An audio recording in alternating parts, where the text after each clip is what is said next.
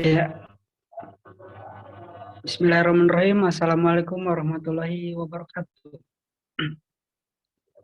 Sebelumnya saya ucapkan terima kasih kepada seluruh hadirin yang telah berpartisipasi dalam webinar pentingnya mengetahui ilmu ergonomi dalam lingkungan kerja.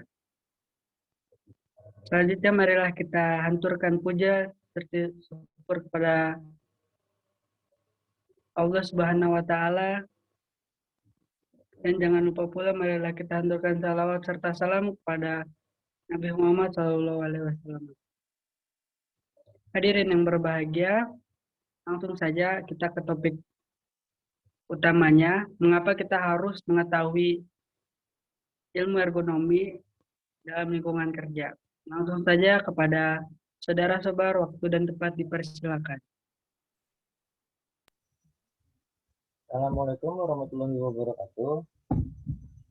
Sebelum masuk ke topik pembahasan tentang pentingnya mengetahui ilmu ergonomi di lingkungan kerja, saya ingin memperkenalkan anggota-anggota kelompok kita.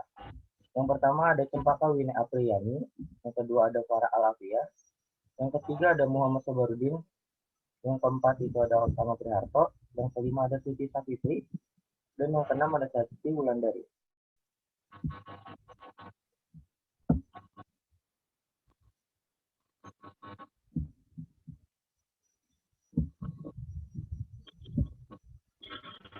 Pentingnya mengetahui ilmu ergonomi di lingkungan kerja.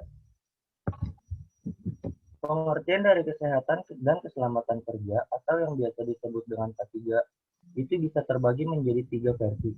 Ada menurut ada yang menurut keilmuan, dan ada juga yang menurut OHSAS. 1. Pengertian kesehatan dan keselamatan kerja menurut filosofi. K3 atau kesehatan dan keselamatan kerja merupakan suatu pemikiran untuk menjamin keutuhan atau kesehatan bagi jasmani maupun rohani para tenaga kerja dan semua orang atau warga di setiap negara, khususnya Indonesia.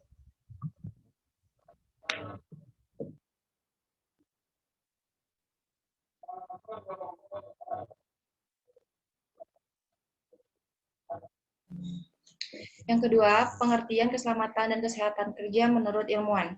Ketiga, atau keselamatan dan kesehatan kerja merupakan semua yang ada pada ilmu dan penerapan untuk mencegah terjadinya suatu kejadian seperti kecelakaan, penyakit yang terjadi akibat kejadian di tempat kerja, kebakaran, pencemaran lingkungan, dan lain sebagainya yang menyangkut kejadian di tempat kerja.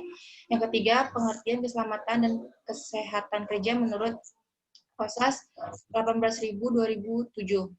K3 atau keselamatan kesehatan kerja merupakan sebuah kondisi dan faktor yang berdampak pada keselamatan dan kesehatan para tenaga kerja maupun orang lain yang menyangkut atau yang berada di sekitar lingkungan pekerjaan tersebut.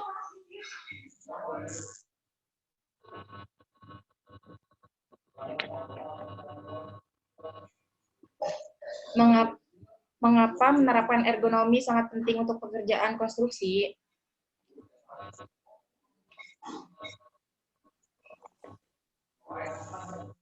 Pekerja konstruksi yang sehari-harinya melakukan kegiatan angkat dan angkut, pekerjaan yang mengharuskan membungkuk, berlutut, memegang alat, dan mencongkokkan kepala dalam intensitas sering, beresiko mengalami work-related musculoskeletal disorder atau WMSDS. Maka dari itu, Anda perlu menerapkan ergonomi agar terhindar dari WMSDS. Apa itu ergonomi?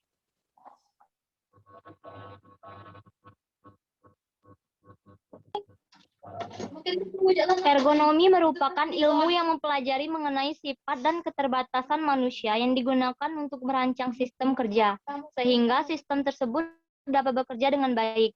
Tujuannya membentuk kondisi kerja EASNE, yaitu efektif, aman, sehat, dan efisien. Selain itu, ergonomi juga berguna untuk meningkatkan produktivitas kerja dan menghindari pekerja dari risiko WMSDS.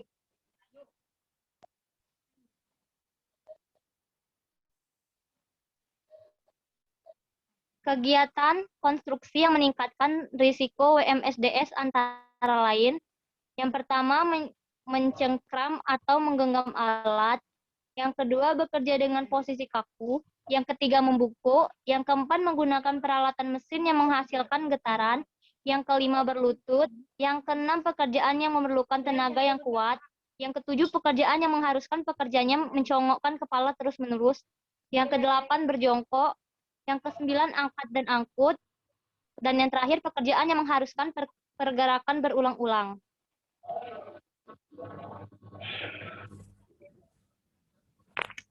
Adapun penyakit disebabkan oleh kelalaian menerapkan ergonomis yaitu beban angkat, HMP, LDP, hernia. Cara mengangkat, trauma otot dan sendi, posisi tidak ergonomis, muskuloskeletal disorder, gerakan repetitif, carpal tunnel syndrome, kontraksi statis, kelelahan, nyeri otot.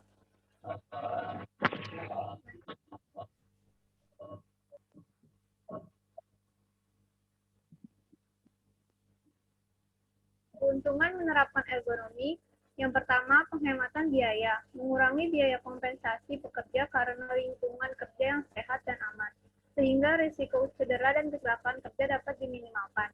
Yang kedua ada sikap pekerja, kepedulian perusahaan terhadap pekerja yang ditunjukkan dengan penerapan ergonomi, membuat para pekerja merasa dihargai dan dihormati, sehingga dapat membangkitkan semangat mereka.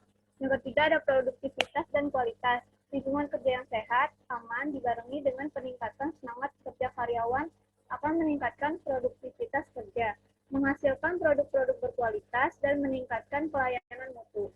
Yang keempat, ada keuntungan, berkurangnya biaya kompensasi pekerja akibat cedera atau kecelakaan, produk-produk berkualitas tinggi, dan layanan yang lebih baik dapat meningkatkan keuntungan perusahaan.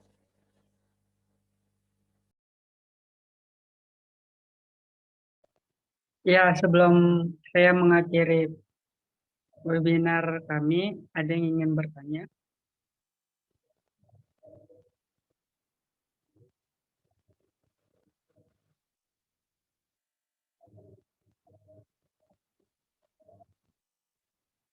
Ya, nampaknya tidak ada yang ingin bertanya.